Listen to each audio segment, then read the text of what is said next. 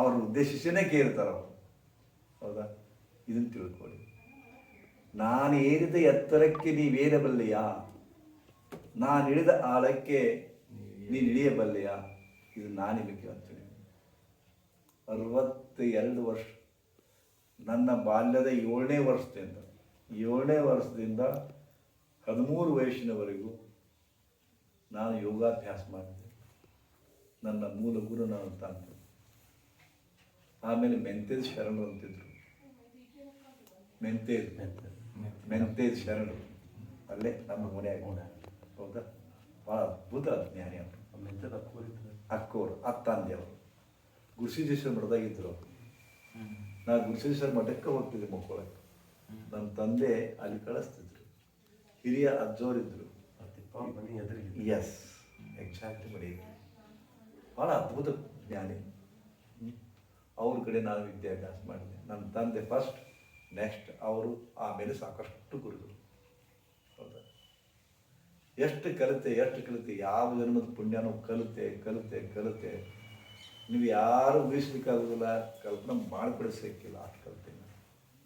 ಈಗ ನಾನು ನಿಮಗೆ ಕೇಳೋದು, ನಾವೇರಿದ ಎತ್ತರಕ್ಕೆ ನೀವು ಏರಿದೆ ಅಂತ ತಿಳ್ಕೊಂಡು,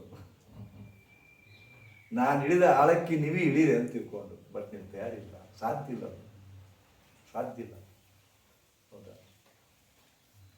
ನನ್ನ ಪ್ರತಿಯೊಂದು ಕ್ಯಾಂಪಿಗೆ ಅಟೆಂಡ್ ಆಗಲಿ ಹೊಸದ ಇರ್ತದೆ. ನೋಡ್ರಿ, ಎಷ್ಟು ಕ್ಯಾಂಪ್ ಅಟೆಂಡ್ ಆಗಿ ಹೊಸದೇ ಇರ್ತದೆ. ಒಮ್ಮೆ ಹೇಳಿದ್ದನ್ನು ಎಂದೂ ಬಿಡೋದಿಲ್ಲ. ಮಾತು ಹಳ್ಳಿ ಒಮ್ಮೆ ಕಲಿಸಿದ್ದನ್ನು ಮತ್ತೊಮ್ಮೆ ಕಲಿಸೋದಿಲ್ಲ. ಜೈನೊಳದ 86 ಜೈನೊಳ ಒಂದೆರಡು ಕ್ಯಾಂಪ್ ಅದು. ಅಲ್ಲಿದ್ದು ಬಾಲಾಜಿ ಒಳದ ಒಂದೆರಡು, ಅದು ಘಟನೆಗೆ ಇರ್ತದೆ. ಭಾಳ ಕ್ಯಾಂಪ್ ಅಟೆಂಡ್.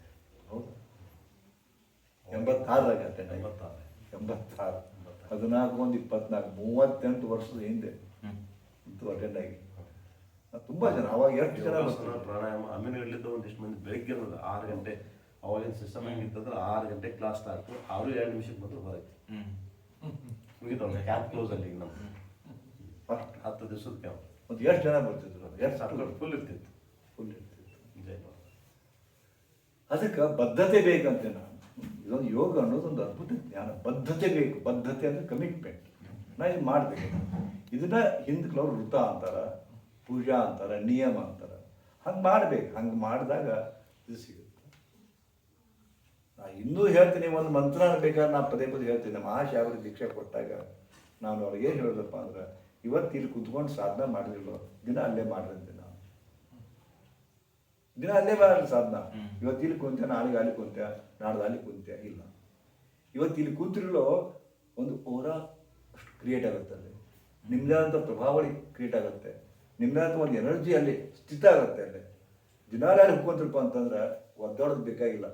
ಕುಂತ್ಕೊಳ್ಳಿ ನಿಮ್ಗೆ ಧ್ಯಾನ ಹತ್ತದ, ಕುಂತ್ಕೊಳ್ಳಿ ನಿಮ್ಗೆ ಶಕ್ತಿಯನ್ನು ಶುರು ಆಗುತ್ತೆ. ಇದಕ್ಕೆ ಒಂದೇ ಸಮಯ ಒಂದೇ ಸ್ಥಳ ಅಂತೀವಿ ನಾವು. ಮತ್ತು ಇವತ್ತು 8 ಗಂಟೆಗೆ ಮಾಡಿದಿಲ್ಲ, ದಿನಾಲ 8 ಗಂಟೆಗೆ ಮಾಡಿ. ದಿನಾಲ 8 ಗಂಟೆಗೆ ಮಾಡಿ. ಇವತ್ತು 9 ಗಂಟೆ ಮಾಡಿದ್ರೆ ದಿನಾಲ 9 ಗಂಟೆಗೆ ಮಾಡಿ. ಪರಿಪಾಠ ಇಟ್ಕೊಳ್ಳಿ. ಗೊತ್ತಿಲ್ಲ ಲೈಫ್ ಸೈಕಲ್. ಇವತ್ತು ನೀವು ಒಂದು ಮಂಗ್ಯಾಗ ರೊಟ್ಟಿ ಕೊಡ್ತೀವಿ, ಒಂದು ಆಕಳಿಗೆ ರೊಟ್ಟಿ ಕೊಡ್ತೀವಿ, ಒಂದು ನಿಲ್ದದ್ರು ಅದೇನು ಕೇಳಿದ್ರು. ಸುಮ್ಮನೆ ನೀವು ಪೂಜ್ಯದಿಂದ ಭಕ್ತಿ ಭಾವದಿಂದ ಆ ಆಕಳಿಗೆ ಒಂದು ರೊಟ್ಟಿ ಕೊಡ್ತೀರಿ. ಅದಕ್ಕೇನು ಅದ್ರ ಹತ್ರ ಏನು ಗಡಿಯಾರ ಇರ್ತಾರೆ. ನಾನು ಚಾಲೆಂಜ್ ಕೊಡ್ತೀನಿ, ಮರು ದಿವಸ 8:35 ಬಂದು ನಿಂತಿರ್ತದೆ. 8:35 ಬಂದು ನಿಂತಿರ್ತೈತಿ.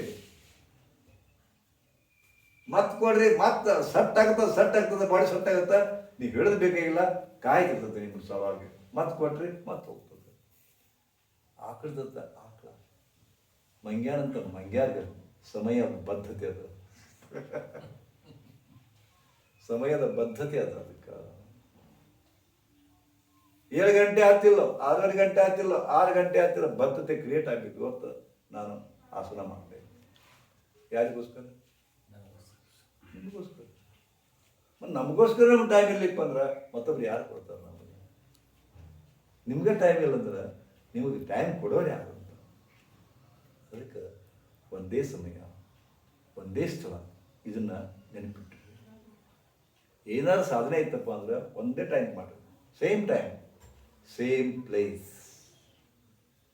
ಹೆಚ್ಚು ಅನುಕೂಲ ಆಗುತ್ತೆ. ಒಮ್ಮೆ ಅಲ್ಲೇ ಒಮ್ಮೆ ಇಲ್ಲಿತ್ತಪ್ಪ ಮತ್ತೆ ಸೆಟ್ ಆಗುತ್ತೆ ಸರ್. ಬಾಡಿ ಸೆಟ್ ಆಗಬೇಕಲ್ಲ, ಅಲ್ಲಿ ಕ್ರಿಯೇಟ್ ಆಗಬೇಕಲ್ಲ. ಹಿಂಗೆ ಮಾಡಿದ್ರೆ ಇದನ್ನು ಬರೀ ಹಿಂಗೆ ಹೇಳೀನಿ, ಇದನ್ನು ಬರೀ ಮಂತ್ರೋಚ್ಚಾರಣೆಗೂ ಬಳಸ್ಬೋದು. ನಾನು ಗುಡಿ ಹೋಗಿರ್ತೀನಿ ಹ್ಯಾಂಗರು, ಅಲ್ಲಿ ಕುತ್ಕೊಂಡು ಈ ಮಂತ್ರವನ್ನು ಒಂದು ಸ್ಥಳದಾಗ ಕುತ್ಕೊಂಡು ಅಂದ್ರಿ ಚಮತ್ಕಾರ ಗತಿಸ್ತದೆ. ಆ ಸಿದ್ಧಿ ಮಂತ್ರ ಇದು ಆ್ಯಕ್ಚುಲಿ ಕೆಲವು ಮಂದಿ ಒಪ್ಕೊಂತಾರೆ, ಇವರು ದೇವರದ್ದು ಒಪ್ಕೊಳ್ಳೋದಿಲ್ಲ. ಹನುಮಂತಂದು ದೇವರನ್ನು ಒಪ್ಕೊಂತಿಲ್ಲ ಎಷ್ಟೋ ಮಂದಿ. ಹೌದಾ? ಕೆಲವು ನಮ್ಮದೇ ಆದಂಥ ಇದನ್ನಿತ್ತಗಳಿದಾವೆ. ಈಗ ಒಂದು ಕಪಿ ಮಂಗ್ಯಾದ ಅದನ್ನ ಹನುಮಂತಂದು ಪೂಜೆ ಮಾಡ್ತೀವಿ, ಮಂಗ್ಯಗಳು ಅಂತ ನಮ್ದು ಬೈತಾರೆ ಎಷ್ಟೋ ಮಂದಿ. ಆದ್ರೆ ಇದೇ ಹನುಮಾನ್ ಚಾಲೀಸ, ಇದೇ ಹನುಮಾನ್ ಮಂತ್ರ, ಹನುಮಾನ್ ವಶೀಕರಣ, ಹನುಮಾನ್ ಶತ್ರು ಸ್ತಂಭನ, ಇವು ಮಂತ್ರ ಅಂದ್ರಪ್ಪ ಅಂದ್ರೆ ಎಷ್ಟು ಅದ್ಭುತ ಪರಿಣಾಮ ಅದನ್ನು ನಾನು ನೋಡಿದ್ದೀನಿ. ಮತ್ತು ಇದೆಲ್ಲ ಹೆಂಗಾಗುತ್ತದು? ಹನುಮಂತ ಮಂಗ್ಯಾದ ಬೈತಾರ, ಅದ ಮಂಗ್ಯದ ಎಷ್ಟು ಶಕ್ತಿ ಐತಿಪ್ಪ ಅನ್ಸುತ್ತೆ. ಗಣಪತಿಗೆ ಧ್ಯಾನ ಸೊಂಡಪ್ಪ ದಕ್ಷಿಣ ಎದ್ದು ಗಣಪತಿ ಅಂತ ಪ್ರತಿಯೊಂದು ಮಂತ್ರಕ್ಕೆ ಗಣಪತಿ ಅಧಿದೇವತೆ ಆಗ್ತಾನ. ಅವನ ಮಂತ್ರ ಅಂತ ಇದು ಮಾಡ್ತಾರ. ಅದು ಚಮತ್ಕಾರ ನಾನು ಗಮನಿಸ್ತೀನಿ, ಅದನ್ನ ಎಂಜಾಯ್ ಮಾಡಿ ಅದನ್ನ. ಮತ್ತು ಎಲ್ಲಿಂದ ಬಂತಪ್ಪ ಇದು? ಈ ಶಕ್ತಿ ಎಲ್ಲಿಂದ ಬಂತು? ಯಾವ್ದು ಕೊಡ್ತದ? ಆ ಮೂರ್ತಿ ಕೊಡ್ತಾ, ಆ ಆಕಾರ ಕೊಡ್ತಾ? ಇವ್ರು ಬೈತಾರಲ್ಲ, ಇವ್ರು ಬೈತಕ್ಕಂಥ ದೇವ್ರು ನನಗೆ ಕೊಡ್ತಾರಪ್ಪ ಅಂದ್ರೆ ಹಳಗೆ ಹೋರ್ ಮಕ್ಕಳ ನಾವು ನನಗೆ ಬೇಕು ಗಣಪತಿ, ಹಳಗೆ ಹೋರ್ ಮಕ್ಕಳು ನನಗೆ ಬೇಕು ಹನುಮಂತ ಅಂತೀನಿ ನಾನು. ಹೌದಾ? ನಾನು ದೇವ್ರಿಗೆ ಯಾವ ದೇವ್ರನ್ನ ಪೂಜೆ ಮಾಡ್ತೀನಿ ನಾವು ಕೊಡಲಿಲ್ಲ, ಇವಾಗ ಕೊಟ್ಟನಪ್ಪ ಅಂದ್ರೆ ನಾನು ಮನೆ ಇದು ಮಾಡ್ತೀನಿ. ಎಷ್ಟೋ ಮಂದಿ ಇಲ್ಲಿ ಮುಸ್ಲಿಮ್ಸು ಬರ್ತಾರೆ, ಎಷ್ಟೋ ಮಂದಿ ಅವರು ಭಾಳ ಬದ್ಧರು. ತಮ್ಮ ಧರ್ಮ ಗ್ರಂಥ, ತಮ್ಮ ಮೌಲ್ವಿ, ತಮ್ಮ ಇದು ಮಕ್ಕ ಇದನ್ನ ಮಣಿತಾರೆ ಬಿಡ ಮತ್ತೊಂದಕ್ಕೆ ಅವ್ರು ಮಣಿದರು. ಅದಕ್ಕೆ ಸಹಿತ ಕೆಲ ಮಂದಿ ಇರ್ತಾರೆ, ಅವ್ರು ಕೆಲ ಮಂದಿ ಯೂನಿವರ್ಸಲ್ ಮೈಂಡೆಡ್ ಇರ್ತಾರೆ. ಕೆಲವು ಮಂದಿ ಕಡಿವಾಣ ಹಾಕಿರ್ತಾರೆ, ಕುದುರೆ ಕಡಿವಾಣ ಹಾಕಿ ಹಿಂಗೆ ಹೋಗ್ಬೇಕಂತ ಇಟ್ಟಿರ್ತಾರೆ. ಇವರು ಯೂನಿವರ್ಸಲ್ ಮೈಂಡೆಡ್ ಇರ್ತಾರೆ. ಅವ್ರು ಬರ್ತಾರೆ, ಇದನ್ನ ಎಂಜಾಯ್ ಮಾಡ್ತಾರೆ, ಬದ್ಧತೆಯನ್ನು ವ್ಯಕ್ತಪಡಿಸ್ತಾರೆ ಅವರು. ಹೌದಾ? ಅದಕ್ಕೆ ಯಾರ ಬದ್ಧತೆಯನ್ನು ವ್ಯಕ್ತಪಡಿಸಿ ಅದನ್ನು ಮಾಡ್ಕೊತಾರೋ ಎಲ್ಲ they will get the thing done. ಹೌದಾ? ಅದಕ್ಕೆ ನೀವು ಕೂಡ ಈ ಬದ್ಧತೆಯನ್ನು ಬೆಳೆಸ್ಕೊಳ್ಳಿ. ದಿನಾಲೂ ನಾವು ಮಾಡಬೇಕು, ನನ್ನ ಸಲುವಾಗಿ ನಾವು ಮಾಡಬೇಕು. ಇದು ಸ್ವಲ್ಪ ಆದರೂ ಮಾಡಬೇಕು. ಇವತ್ತು ಏನೋ ಭಾಳ ಕಷ್ಟ ಆಗುತ್ತೆ, ತಪ್ಪದಂದಾಗ ಒಂದು ಆಸನ ಹಾಕಿದೆ, ಒಂದು 2 ಮಂತ್ರ ಅಂತ ಸಾಕು.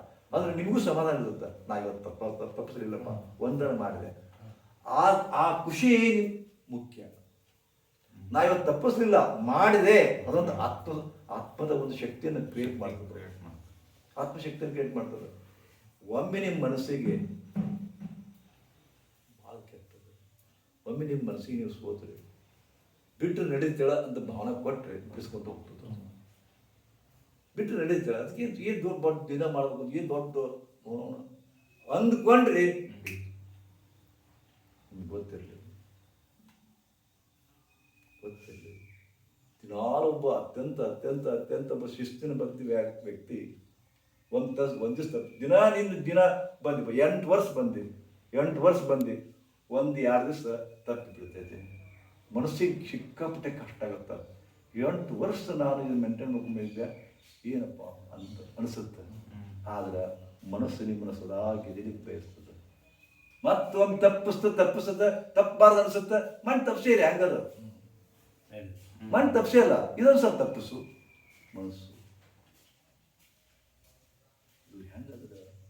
ಮನಸ್ಸು ಒಂದು ಪವಿತ್ರ ಗರತಿ ಇದ್ದಂಗೆ, ಪವಿತ್ರ ಮುತ್ತೈದಿದ್ದಂಗೆ, ಪತಿರ್ವತೆ ಇದ್ದಂಗೆ.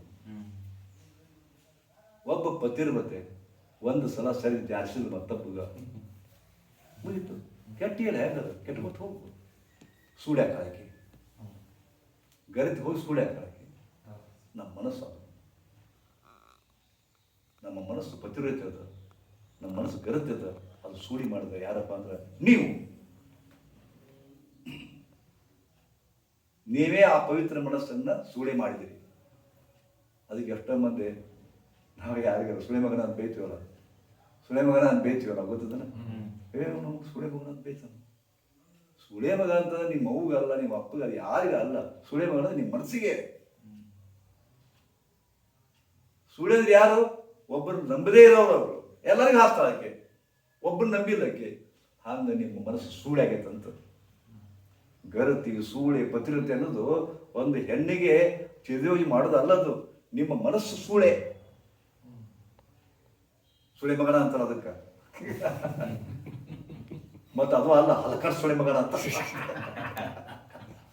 ಇವು ಉತ್ತರ ಕರ್ನಾಟಕದ ಬೈಗಳು.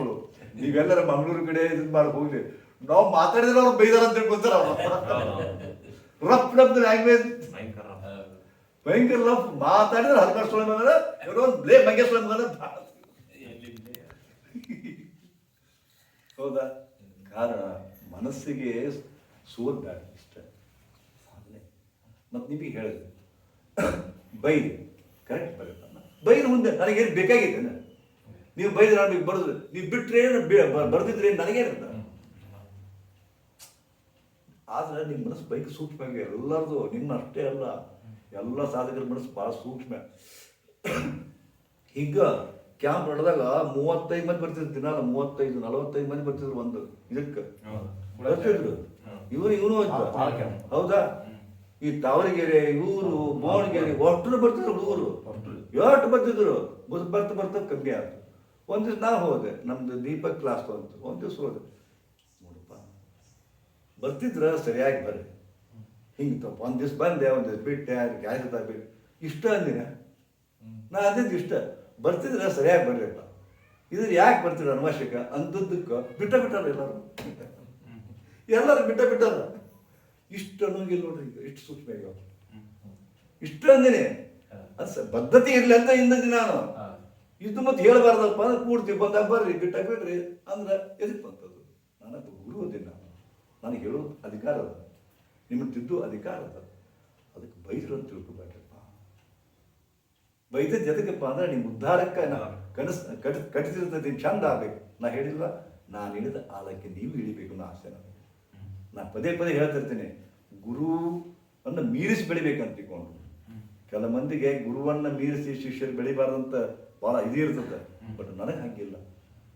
ನನಗೆ ಯಾವಾಗ ಆನಂದ ಅನಿಸುತ್ತಪ್ಪ, ನೀವು ನನ್ನ ಮೀರಿ ಬೆಳಿಬೇಕು, ಹಂಗೆ ತಯಾರಾಗಬೇಕು. ಅವಾಗ ನನಗೆ ಇದು ಅನಿಸುತ್ತೆ. ಅದಕ್ಕೆ ಹಂಗೆ ತಯಾರಾಗಬೇಕಾದ್ರೆ ಸುಮ್ಮನೆ ಅಲ್ಲ. ಇವತ್ತು ಗುರುಜಿ ಇಷ್ಟು ಎತ್ತರಕ್ಕೆ ಏರ್ಬೇಕಾದ್ರೆ, ಗುರುಜಿ ಇಷ್ಟು ಲಕ್ಷ ಇಷ್ಟು ಮಂದಿ ಬೇಕಾಗ್ಯಾನಂತಂದ್ರೆ ಸುಮ್ಮನೆ ಆಗಿಲ್ಲ. ಅದರಿಂದ ಬದ್ಧತೆ ಅದು. ಆ ಬದ್ಧತೆಯಿಂದ ಗುರುಜಿ ಇಷ್ಟು ಎತ್ತರಕ್ಕೆ ಬೆಳೆದಾರ. ಅದು ನೀವು ಬೆಳೆಸ್ಕೊಳಂತೆ, ನಾ ಮತ್ತೇನಿಲ್ಲ, ನೀವು ಮಾಡಲ್ಲ. ಅದಕ್ಕೆ ನೆನಪಿಡಿ, ಗುರುಗಳು 7 ದಿವಸ ಏನು ಹೇಳೀನಿ, ಸಾಕಷ್ಟು ಹೇಳೀನಿ. ಆದರೆ ನಾನು ಹೇಳಿ ಮರಿತೀನಿ, ನೀವು ಕೇಳಿ ಮರಿತೀರಿ ಇಷ್ಟೆ.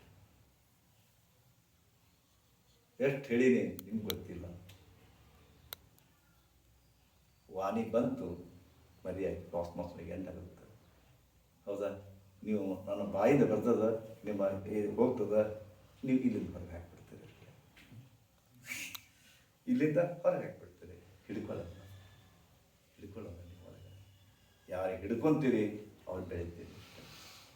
ಯಾರಿಗೆ ಹಿಡ್ಕೊತೀರಿ ಬೆಳಿತೀರಿ. ಗುರುಗಳಿದ್ರು ಹೇಳ್ಯಾರ, ಯೋಗ ಅಂದ್ರೆ ಮತ್ತೇನಲ್ಲ, ಕೇಳಿದ್ದನ್ನು, ನೋಡಿದ್ದನ್ನು, ಓದಿದ್ದನ್ನು ಮಾಡೋದು.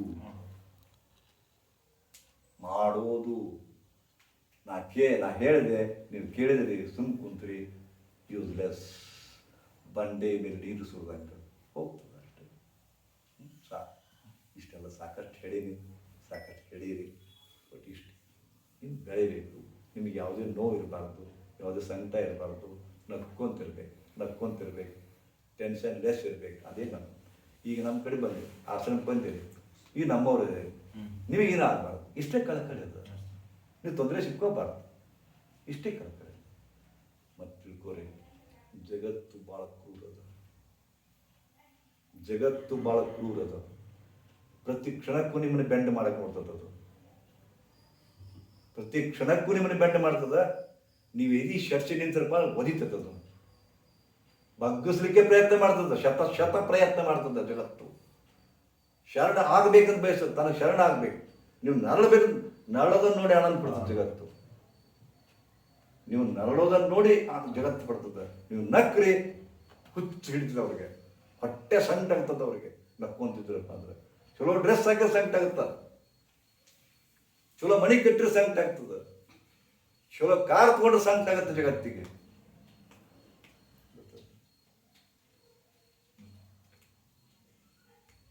ಅಂತ ಜಗತ್ತನ್ನ ಎದುರಿಸಿ ಗೆದಿಬೇಕು. ಹಂಗೆ ಗೆದಿಬೇಕಾದಪ್ಪ ಅಂತಂದ್ರೆ ನಿಮ್ಮೊಳಗೊಂದು ಆಧ್ಯಾತ್ಮಿಕ ತಾಕತ್ ಬೇಕು. ಆಧ್ಯಾತ್ಮಿಕ ತಾಕತ್ ಬೇಕು. ಕೆಲವು ವರ್ಷಗಳ ಹಿಂದೆ ಅವಾಗ ನಾನು 13ರಿಂದ 14 ತಾಸು ಸಾಧನೆ ಮಾಡ್ತಿದ್ದೆ. ಯಾರು ನಾನು ಟಚ್ ಮಾಡ್ಲಿಕ್ಕೆ ಇಲ್ಲ, ಅಷ್ಟು ತಾಕತ್ತಿತ್ತು. ನಾವು ಆಧ್ಯಾತ್ಮಿಕ ತಾಕತ್ತು. ESI ಬರಲಿ, SP ಇರಲಿ, ML ಇರಲಿ, ಮಿನಿಸ್ಟರ್ ಇರಲಿ, ನಗಣ್ಯ ಅವರು. ಹಂಗೆ ನಾ ಬೆಳೆದು ಬಂದೇನೆ. ಇವತ್ತಿಗೂ ಎಷ್ಟೋ ಮಂದಿ ನನ್ನ ಕಡೆ ಮಾತಾಡಕ್ಕೆ ಹೆದರ್ತಾರೆ ಎಷ್ಟೋ ಮಂದಿ. ಯಾಕಂದ್ರೆ ನನ್ನ ಬಾಯಿನ ಮಾತು ಕರೆ ಆಗ್ಯಾವ. ಎಷ್ಟೋ ದಿವಸ ಕರಿಬಾಯಿ ಇದ್ಲಿ ಅವ್ರು ನಂದು ಕರಿಬಾಯಿ ಇದ್ದಂದು. ಅದು ಆ್ಯಕ್ಚುಲಿ ಆಡು ಭಾಷೆಯೊಳಗೆ ಕರಿಬಾಯಿ ಅಂತಂತ. ಕರಿಬಾಯಿ ಅಂದರೆ ಖರೆ ಬಾಯಿ. ಅವ್ರು ಮಾತಾಡಿದ್ದು ಖರೆ ಆಗ್ತೋ ಯಪ್ಪ ಅವನು ಅಂತಿಕೊಂಡು ಹಿಂಗೆ ಅಂತಿದ್ರು. ಅದಕ್ಕೆ ಆ ಥರ ನೀವು ಬೆಳೆಸ್ಕೊಡಿ ಅನ್ನೋ ಮಾತನ್ನು ಹೇಳಿ, ನನಗೆ ಗೊತ್ತಿದೆ ನಿಮ್ಗೆ ಸಮಯ ಇಲ್ಲ, ಸಿಕ್ಕಾಪಟ್ಟೆ ಟೈಮ್ ಮುಗಿತಿರ್ತೀರಿ. ಸ್ವಸ್ತಿ ಭವತು, ಪೂರ್ಣಂ ಭವತು, ಮಂಗಲಂ ಭವತು. ಒಳ್ಳೆಯದಾಗಲಿ. ನೀವೆಲ್ಲ ಕಂಟಿನ್ಯೂ ಮಾಡಂತ ಹೇಳ್ತೀರಿ ಕರೆ.